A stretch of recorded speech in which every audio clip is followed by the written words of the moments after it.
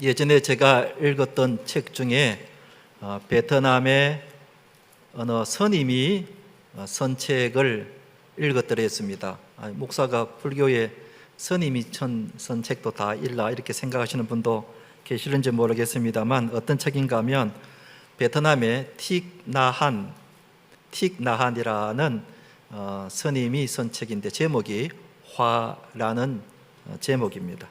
당시 이 책은 베스트셀러여서 많은 사람들이 읽었던 책인데요, 이 스님은 이 책에서 사람들이 갈수록 화를 많이 내는데 왜 화를 많이 내는가, 그리고 어떻게 하면은 이 화난 마음을 좀 잠재울 수 있는가 하는 이런 큰 주제를 가지고 책을 썼는데, 물론 종교적인 관점에서 이 책을 쓴 것은 아니고, 제가 읽어보니까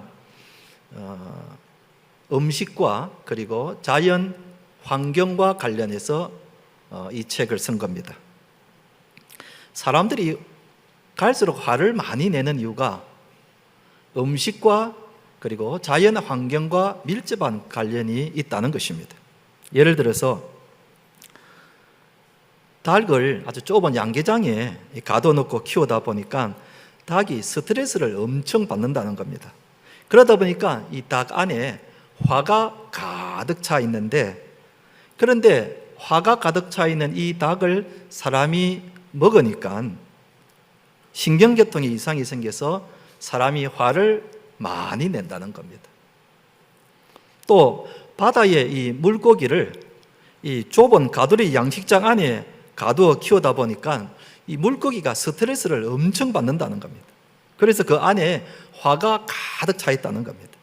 그런데 이 화가 가득 차 있는 물고기를 사람들이 먹으니까 신경계통에 이상이 생겨서 사람들이 화를 많이 낸다는 겁니다. 그래서 이 스님은 이 가축이나 물고기를 가두지 말고 이 자연 친화적인 환경에서 키워야 이 사람들이 화를 덜 낼 것이라고 그렇게 주장을 하는 겁니다. 여러분 생각은 어떻습니까? 그런데 최근에 우리나라에 조현병 환자들이 많이 늘어가고 있습니다. 대략 한 40만 명 정도 된다고 합니다.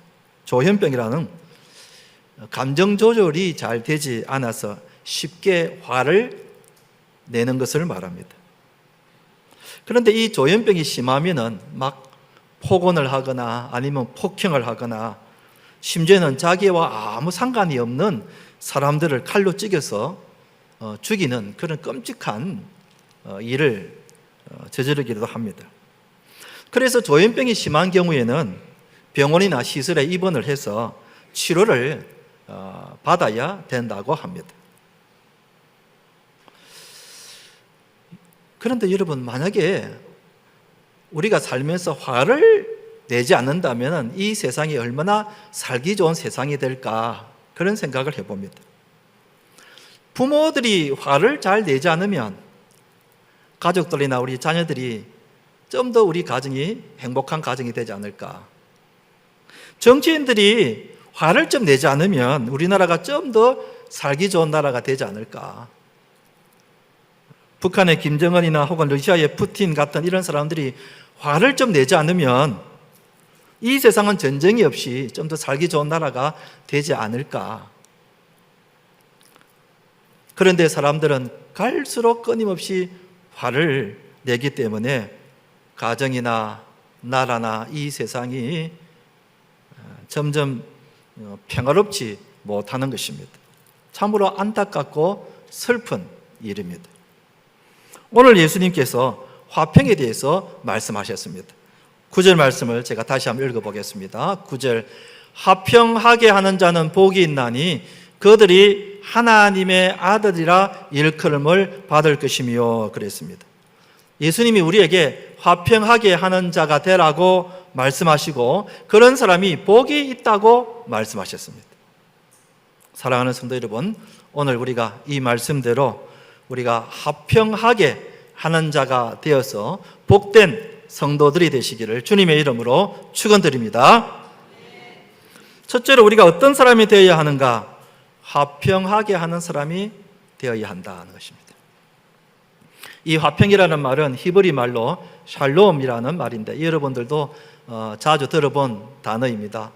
평화라는 말의 뜻을 가진 단어 샬롬과 같은 뜻인데 예수님이 우리에게 이런 평화를 하게 하는 사람, 화평하게 하는 사람, 즉 피스메이커가 되라고 말씀하십니다. 우리가 화평하게 하는 사람이 되려면 우선은 마음이 너그러운 사람이 되어야 합니다. 옳은 것을 옳다 하고 틀린 것을 틀리다고 하면은 똑똑한 사람이지만 그러나 이런 사람은 사람들과 화목하기가 어렵습니다. 늘 시시비비를 가리려고 하고 따지고 이러면은 사람들과 화목하기가 어렵죠. 그러나 틀린 것을 보고도 맞다고 하는 그 사람이 화목하게 지낼 수가 있는 것입니다. 어느 한 마을에 두 사람이 옥신각신 싸우다가 그 마을의 최고 어른에게 찾아가서 재판을 해달라고 찾아갔습니다. 누구 말이 더 맞는지 가려달라는 겁니다. 그래서 이 어른이 두 사람의 이야기를 각각 듣기 시작했습니다. 먼저 한 사람의 이야기를 듣고는 그 마을 어른이 하는 말이 자네 말이 맞다고 말을 했습니다. 그 다음에 사람의 이야기를 듣고는 역시 이 마을 어른이 그 사람의 말을 듣고도 자네 말도 맞다고 그렇게 이야기했습니다. 그러자 옆에서 이 광경을 보고 있던 친구가 기가 막혀서 이 어른에게 말을 합니다. 아니 도대체 이 사람 말도 맞고 저 사람 말도 맞으면은 어떻게 재판을 하려고 하는가 하고 친구가 이야기했더니 그 친구의 말을 듣자 이 어른이 하는 말이 그러고 보니 자네 말도 맞네 그렇게 이야기하더랍니다. 여러분 이 마을 어른이 몰라서 맞다고 하는 것이 아니라 알고 있지만 사람들 간의 화평을 위해서 다 맞다고 하는 것입니다. 이런 사람이 화평을 만들어가는 사람입니다. 여러분 잘 새겨 들으시기 바랍니다. 화평을 이렇게 말하는 사람이 있습니다. 옳은 것은 옳고 틀린 것은 틀리다고 하면 이것은 사실이고 그리고 진실이지만 그러나 옳은 것은 옳고 틀린 것도 때로는 옳다고 하면 이 사람은 바로 화평을 만들어가는 사람이라는 것입니다. 그렇게 되면은 질서가 없어지는 것 같고 무너지는 것 같지만은 그렇지 않다는 겁니다. 첫째는 우리가 가정에서 이렇게 하여 화평을 만들어가는 사람들이 되어야 합니다. 여러분 가정에서 부부가 서로 옳고 그런 것을 시시비비를 가리려고 한다면은 부부 간의 관계가 화평하기가 어렵습니다. 부모가 너무 자녀의 일에 사사건건 잔소리를 하고 시시비비를 가르고 옳고 그러다고 이야기를 하면은 부모가 자녀하고 화평하기가 어렵습니다. 때로는 틀린 것을 보고도 눈 감아주고 때로는 옳다고 할 때에 그 가정이 화목하게 되는 것이고 그 부부가 화목하게 지낼 수가 있다는 사실입니다. 제가 어릴 때에 가수 하춘아가 있었습니다. 여러분들도 다 아는 유명한 가수인데요. 이 가수 하춘아가 고봉산이라는 남자 가수와 함께 짝을 지어서 부른 노래가 있었는데 그 노래가 그 당시 굉장히 히트를 쳤던 노래인데요. 그 노래 제목을 이야기하면 여러분들도 잘 알 겁니다. 어떤 노래인가 하면은 잘했군 잘했어라는 노래입니다. 제 어릴 때에 이 노래를 들을 때마다 이해가 되지 않았습니다. 도무지 이해가 되지 않았습니다. 어째서 그런가? 이 노래의 가사를 제가 여러분에게 한번 읽어주겠습니다. 가사가 이렇습니다. 1절 영감 왜 불러 벌써 멜로디가 나오죠 여러분 마음속에. 뒷뜰에 뛰어놀던 병아리 한 쌍을 보았소 보았지 어째서 이 몸이 늙어서 몸보신 하라고 먹었지. 잘했군 잘해서 잘했군 잘했군 잘했어. 그러게 내 영감이라지. 1절이 그랬습니다. 그 1절을 다음에 2절이 이제 영감이 마누라를 보고 부릅니다. 마누라 왜 그래요? 외양간 메어놓은 얼룩이 황소를 보았나? 보았죠. 어쨌나? 친정집 오라비 장가들 미천에 주었지. 그런데 이 영감이 하는 말이 잘했군 잘했어 잘했군 잘했군 잘했어. 그러게 내 마누라지. 이렇게 곡이 이어집니다. 제가 어릴 때 이 가사를 이렇게 들으면 이해가 되지 않았습니다. 아니, 영감이 마누라한테 말도 안 하고 언언도 안 하고 몸보짐 하려고 자기 혼자 병아리, 조그마한 병아리를 삶아 먹은 것입니다. 아니, 차라리 닭을 잡아 먹었으면 또 이해가 되는데 그 어린 병아리가 뭐 먹을 것이 있다고 어린 병아리를 몸보짐 한다고 마누라 몰래 잡아 먹은 겁니다. 이해가 되지 않았습니다. 그런데 더 이해가 되지 않은 것은 마누라가 영감이 이렇게 한 것을 보고 뭐라 하거나 야단치지 않았고 잘했군 잘했어 잘했군 잘했다는 겁니다. 오히려 칭찬을 하는 겁니다. 또 마누라가 영감과 의논하지 않고 집에 있는 황소를 친정집에 주었습니다. 여러분, 황소 한 마리면 큰 재산 아닙니까? 그 큰 재산을 파는데 영감하고 의논도 안 하고 말도 안 하고 자기 혼자 결정해서 처리해버립니다. 여러분, 이렇게 되면 당장 부부싸움이 날 것 같고 마누라 영감이 그냥 따질 것 같고 성질 부릴 것 같은데 그런데 영감이 그 이야기를 듣고는 잘했군 잘해서 잘했다는 겁니다. 우리 청년 여러분, 이 가사가 이해가 됩니까? 이해가 안 되죠. 저도 여러분 때 이해가 되지 않았습니다. 뭘 그게 잘했는 일인가? 그런데 결혼을 하고 결혼의 연수가 되어가고 한 60쯤 되니까 이 가사가 이해가 되는 겁니다. 이해가 되는 겁니다. 참 지혜로운 부부이구나 하는 생각이 듭니다. 부부 사이는 이렇게 해야 되는 거구나. 뭘 잘못했다고 따지고 그리고 싸우고 시시비비를 가리려고 하는 것보다는 서로 격려하고 이해하고 받아주고 잘했다고 칭찬해 주는 것, 이 부부가 지혜로운 부부이구나. 저는 어리고 젊었을 때는 이해가 안 됐는데 나이가 들어서 이 노래 가사가 참 지혜로운 부부구나 하는 생각이 들었습니다. 그래서 저도 요즘은 제 아내가 무엇을 하든지 성경에 위배되는 것이 아니면 무조건 잘했군 잘했어 잘했군 잘했군 잘했어 그러게 내 마누라지.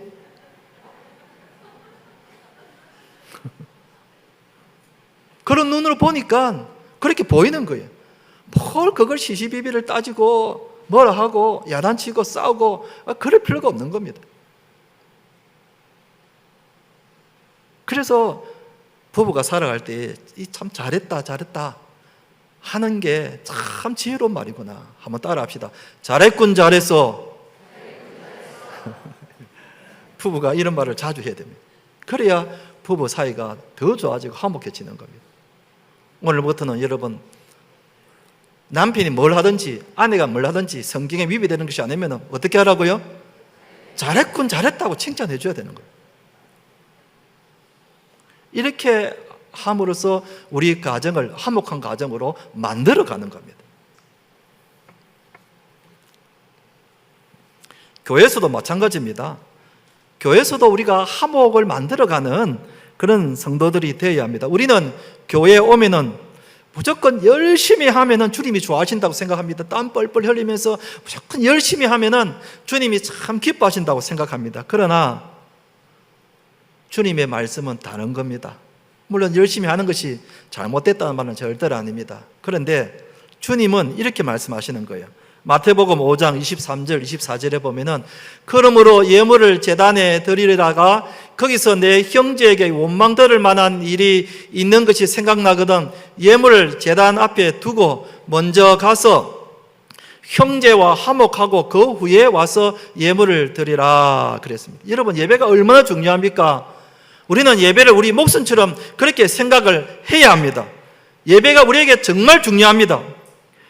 그래서 우리는 예배를 열심히 드리면 주님이 기뻐하실 거라고 생각합니다. 그런데 주님의 말씀은 그게 아닌 거예요. 아무리 예배가 중요하다 하더라도 형제와 화목하지 않으면 그 예배 잠시 연기해라. 예배 잠시 뒤로 미뤘다가 나중에 드리고 먼저 가서 형제와 화목하고 와서 그 다음에 예배를 드리라 하는 것입니다. 그만큼 예수님께서는 성도와의 화목을 중요하게 말씀하시는 겁니다. 제가 여러 번 말씀드린 내용인데요, 서울의 감자탕 교회로 잘 알려져 있는 광염교회 조현삼 목사님 책에 나오는 그 내용입니다. 목사님이 광염교회 부임을 했는데 교인들이 자꾸 싸우는 겁니다. 만나기만 하면 자꾸 싸우는 겁니다. 그래서 왜 싸우냐고, 집사님 왜 싸우냐고 이렇게 물어봤더니 성도들이 하는 말이 교회 일을 잘해 보려고 하다 보니까 자꾸 싸워진다는 겁니다. 교회 일을 서로 잘해 보려고 하다가 싸움이 자꾸 된다는 겁니다. 그래서 목사님이 그 자리에서 그러면 집사님들 앞으로는 교회 일을 잘 못해도 좋으니, 교회 일은 그냥 보통으로 해도 좋으니 싸우지 말라는 겁니다. 저 생각도 마찬가지입니다. 여러분들이 교회 일을 열심히 하는 거 좋아요. 우리가 주님의 일에 열심히 해야 되지만, 그러나 그것 때문에 다툼이 있고 갈등이 생기고 싸움이 생긴다면 그냥 교회 일은 보통으로 하시고, 교회 일은 조금 잘 못해도 좋으니 싸우지 않고 화목하게 지내는 것이 더 좋다는 것입니다. 이건 저의 생각뿐만 아니라 우리 예수님의 생각 똑같은 겁니다. 우리 예수님도 이걸 원하시는 거예요.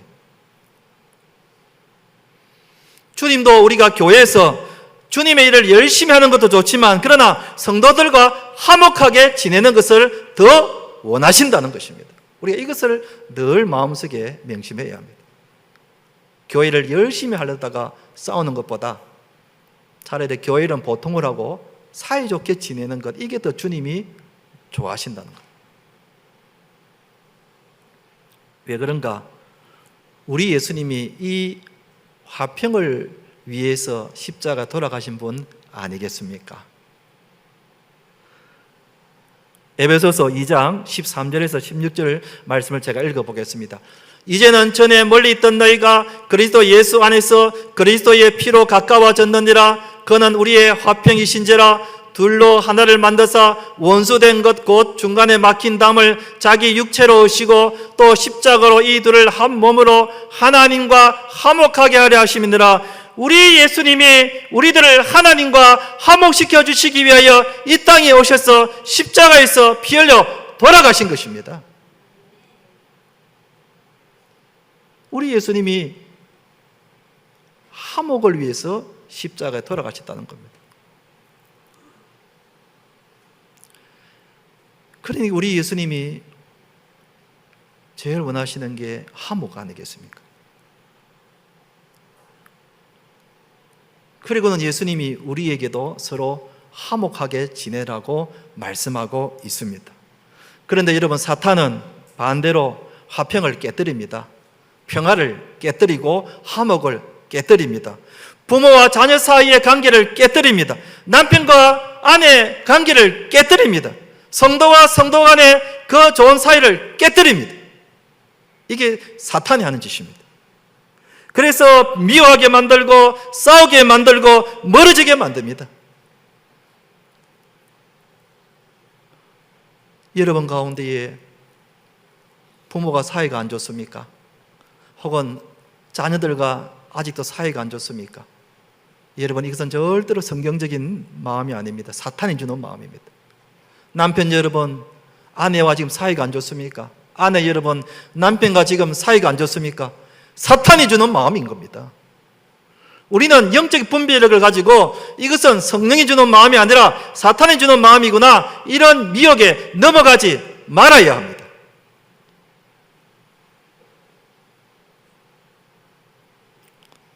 예수님은 우리에게 화평하게 하는 자가 하나님의 아들이라 일컬음을 받을 것이며, 즉 하나님의 자녀들, 예수님을 믿고 구원받은 자들은 언제나 화평을 만들어가는 사람이라는 것입니다. 화평을 깨는 사람이 아니라 화평을 만들어가는 사람입니다. 그게 하나님의 자녀라는 겁니다. 그래서 예수님을 믿는 우리 하나님의 자녀들은 부모와 관계가 좋아야 합니다. 자녀들하고도 관계가 좋아야 합니다. 그리고 부부 사이의 관계도 좋아야 합니다. 성도와의 관계도 좋아야 합니다. 왜요? 우리가 하나님의 자녀이기 때문에 그렇습니다.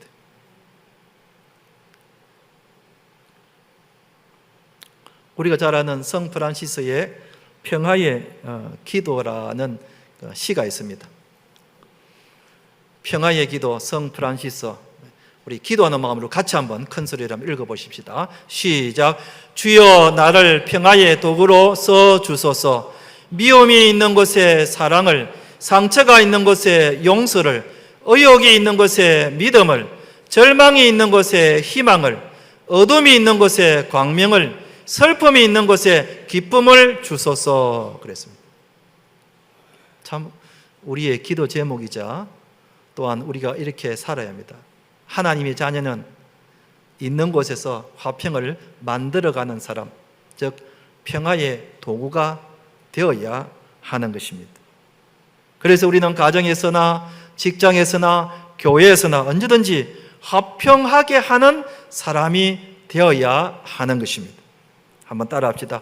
화평하게 하는 자가 됩시다. 예, 화평을 만들어가는 사람이 되어야 합니다. 사랑하는 성도 여러분, 우리들이 오늘 예수님의 말씀대로 우리가 있는 곳에서 화평을 만들어가는 성도님들 되시기를 주님의 이름으로 축원드립니다.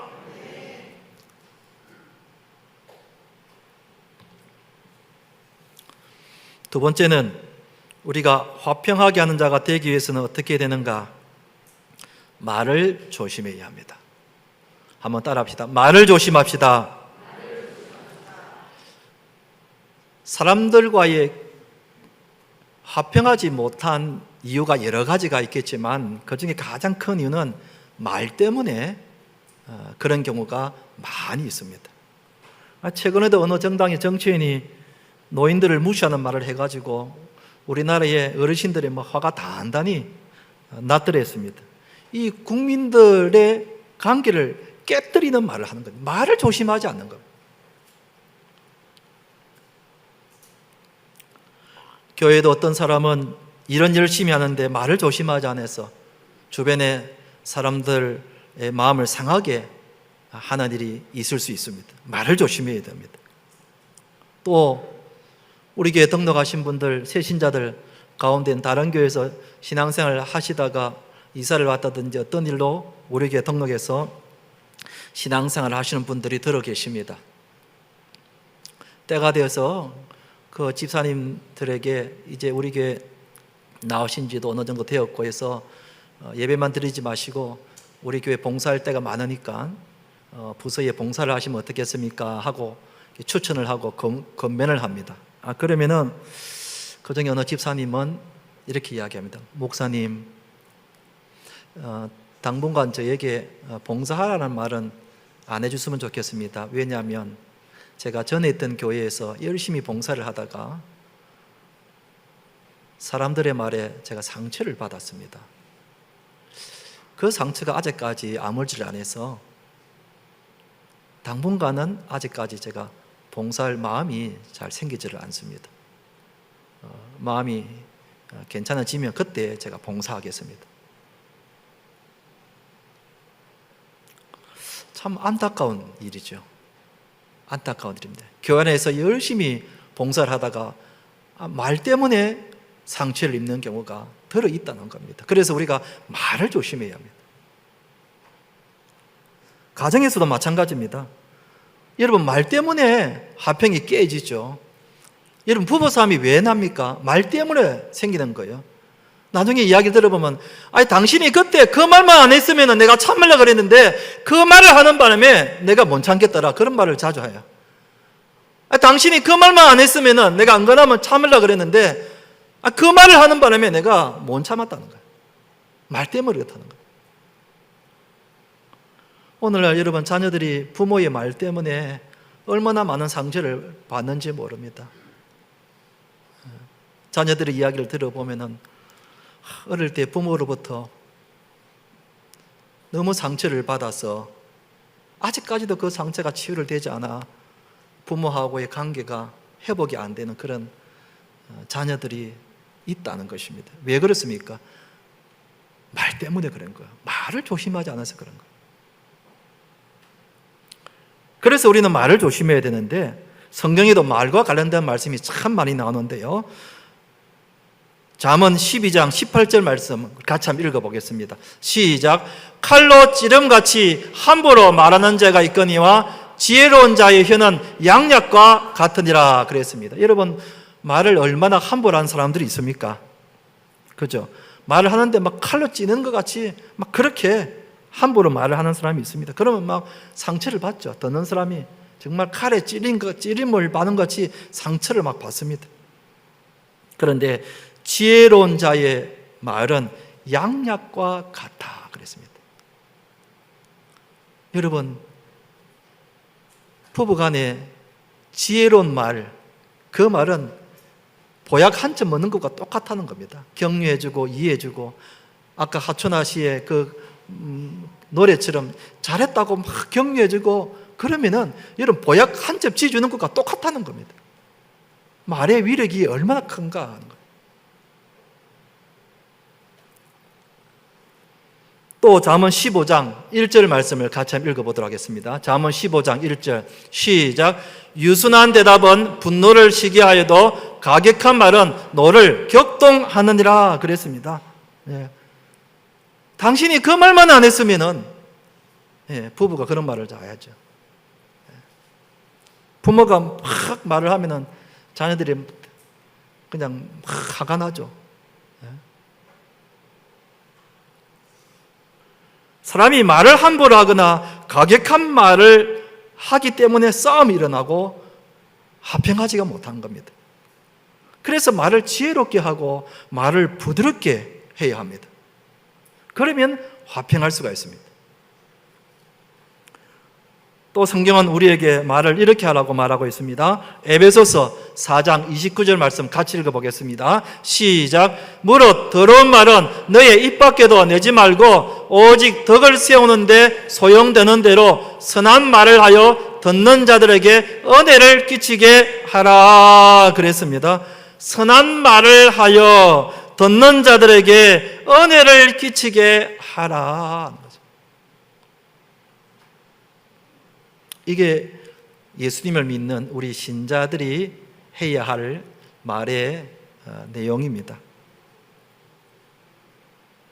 가격한 말을, 듣는 사람에게 상처를 주는 말, 화나게 만드는 말, 그런 말은 우리가 잃지 하지 말고 할 수 있는 대로 선한 말, 칭찬하고 격려하고 이해하고 용서하고 잘했다고 하고 그런 선한 말을 해요. 듣는 자들에게 은혜를 끼치게 하라. 그럴 때에 화평할 수가 있다는 겁니다. 화평을 만들어가는 사람이라는 것입니다. 성경은 우리에게 말을 조심하라고 말하고 있습니다. 한 번 더 따라합시다. 말을 조심합시다. 이제 말씀을 맺겠습니다. 오늘 예수님은 우리에게 화평하게 하는 자가 되라고 말씀하십니다. 왜냐하면 예수님이 이것을 위하여 십자가에 못 박혀 돌아가셨기 때문에 그랬습니다.